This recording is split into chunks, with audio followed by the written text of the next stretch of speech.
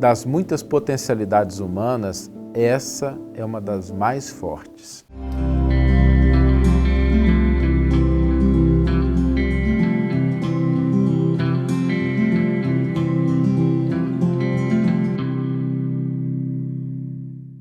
Olá, meus amigos, olá, minhas amigas, sejam todos muito bem-vindos ao programa Reflexões com Emmanuel. E hoje nós vamos refletir sobre uma das potencialidades mais extraordinárias do ser humano. E venhamos e convenhamos que quando a gente atinge o estágio de humanidade, nós nos deparamos com muitas potencialidades que, embora possam até estar dormentes, incipientes nos outros reinos, no reino animal, mas no ser humano atingem o seu ápice. E quando a gente atinge esse estágio, nós somos agraciados, presenteados com essas forças poderosíssimas que nos permitem agir no mundo, interagir com as outras pessoas, moldar aquilo que está à nossa volta, a nossa capacidade de movimentação, de raciocínio. São várias potencialidades que nós temos.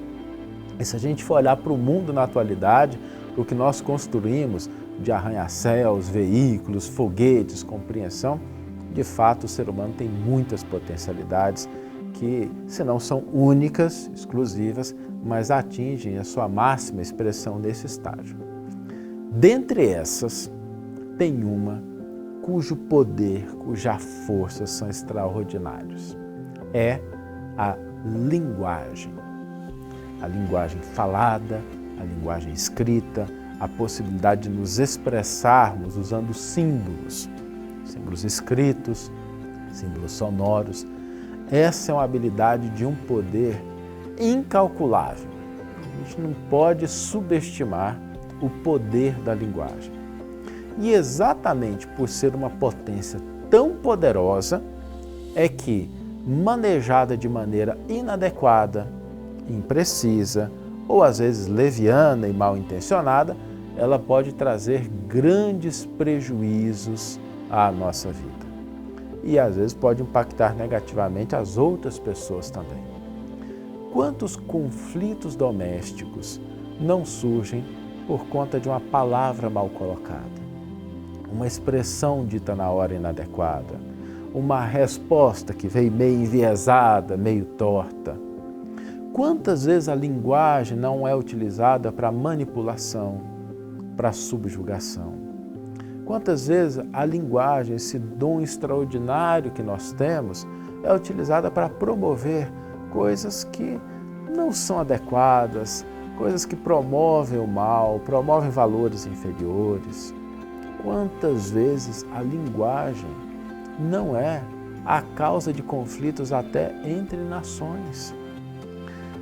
Eu estou citando essas coisas negativas, não é para que a gente fique desanimado em relação à linguagem, mas é para que a gente possa entender o poder que ela possui, a força que ela carrega. É como uma ferramenta extremamente poderosa que nós estamos aprendendo a manejar. Nós estamos começando a entender que botão que aperta, como é que a gente utiliza, qual que é o resultado que traz, e por isso nós precisamos guardar a cautela, a atenção, o zelo, o cuidado com a nossa linguagem, com as nossas expressões verbais, com as nossas expressões escritas. Principalmente porque no mundo de internet, em que as coisas ficam registradas e perduram às vezes por anos ou décadas, aquilo que a gente diz, aquilo que a gente escreve num determinado momento, pode alcançar uma outra pessoa daqui a 1 ano, daqui a 2 anos, daqui a 10 anos. E se aquilo estava criado nas bases do amor, da fraternidade, da compreensão, do entendimento, do pensamento justo, esse potencial se amplia no sentido do bem. Mas se a palavra foi mal utilizada, esse potencial se amplia no sentido do mal. Então, pensemos nisso, pensemos na importância, no valor, no poder da linguagem. da fala, da expressão. E comecemos a buscar entender, praticar, a gente se tornar mais hábil. E é um exercício. Como eu comentei, a gente, no estágio de humanidade, a gente está aprendendo a lidar com essa ferramenta poderosíssima.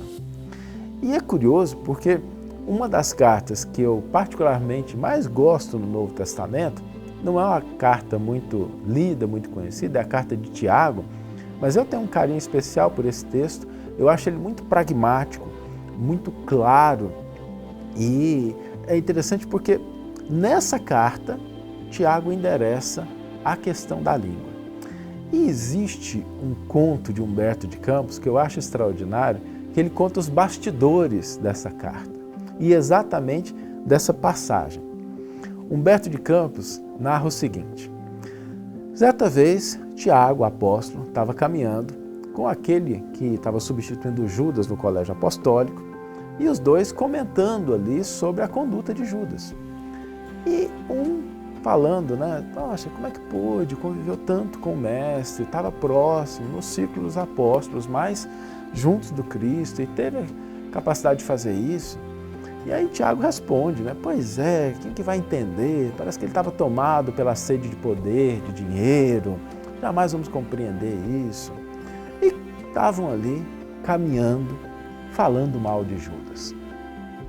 De repente, os dois observam um vulto que vem lá longe, pequenininho, andando de maneira célere, rápida, na direção deles. E aí, aquilo chama a atenção dos dois, algo chama a atenção deles.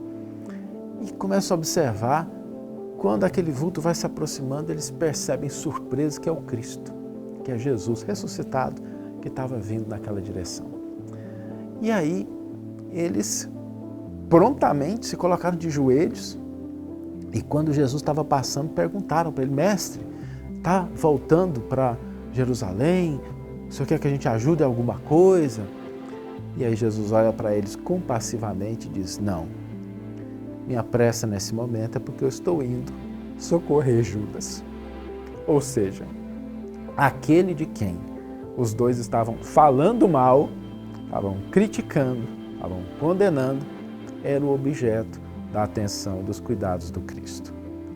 E aí Humberto de Campos conta que nesse momento Tiago volta e escreve esse capítulo 3 da carta de Tiago, que trata exatamente disso. 2000 anos se passaram e nós ainda estamos aprendendo a lidar com essa ferramenta poderosa que é a linguagem. Mas todo esforço nessa direção vale a pena, no sentido de burilá-la, enobrecê-la, que nós não permitamos que a nossa expressão verbal ou escrita seja de condenação, seja da malícia, da maledicência.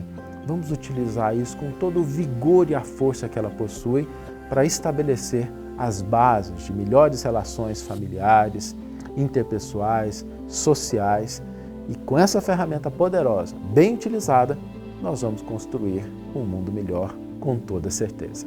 Vamos ler agora a íntegra do versículo e do comentário que inspiraram a nossa reflexão de hoje.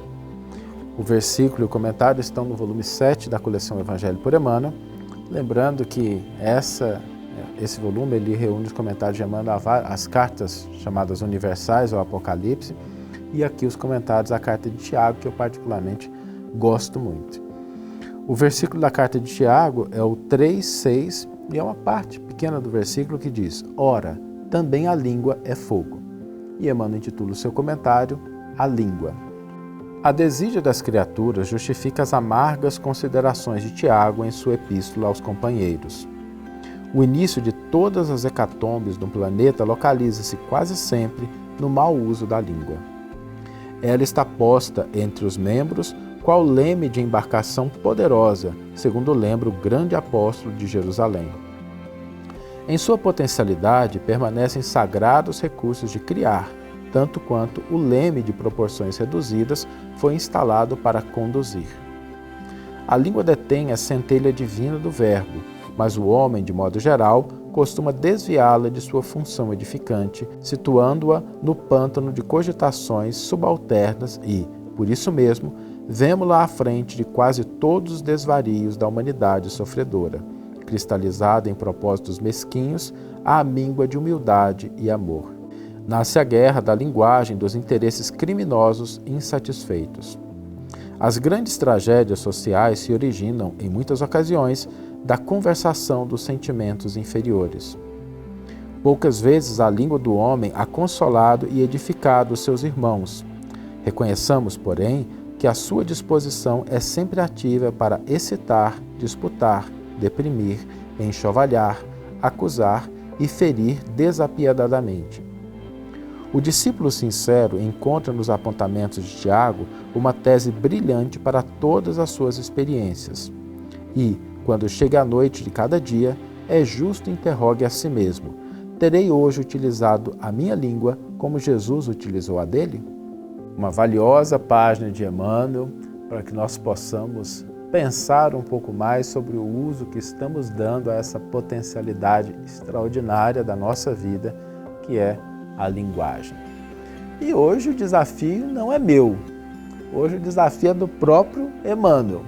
Como ele colocou no comentário, a gente refletir no final do dia se a gente utilizou a língua como Jesus a teria utilizado. Eu quero só fazer um convite, não vamos esperar chegar à noite não. Quando a gente estiver utilizando a nossa língua, a gente estiver falando alguma coisa ou escrevendo, vamos dar uma paradinha e vamos pensar: será que eu estou escrevendo isso, dizendo isso da forma mais adequada, da forma como Jesus teria dito, da forma como ele teria escrito? Porque aí, ao chegar no final do dia, a gente pode ter alguns pontos a nosso favor. Desafio de hoje: utilizar a nossa língua, utilizar a nossa palavra, verbal, escrita, de uma maneira que seja construtiva, positiva para nós e para as outras pessoas. Que tenhamos todos uma excelente manhã, ou uma excelente tarde, ou uma excelente noite, e que possamos nos encontrar no próximo episódio. Um grande abraço e até lá.